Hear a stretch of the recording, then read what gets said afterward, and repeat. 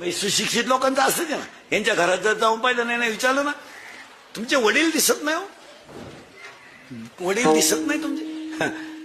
त्यांना वातावरण मॅच होत नाही, मॅच होत नाही वातावरण, आणि ते फार चिडचिड करतात.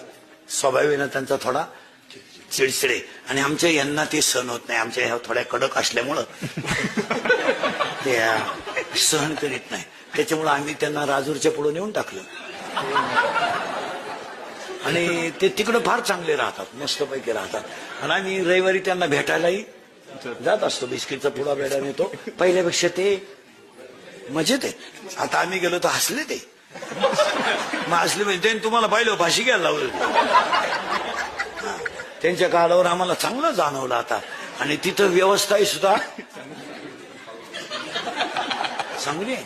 आणि मग हे जिन्यात बसले हे कोण येतो, हे तिचे वडील आहेत. तो का अरे तोय त्याला पुलावरून फेकून तोय गाला सांभाळतो महाराज.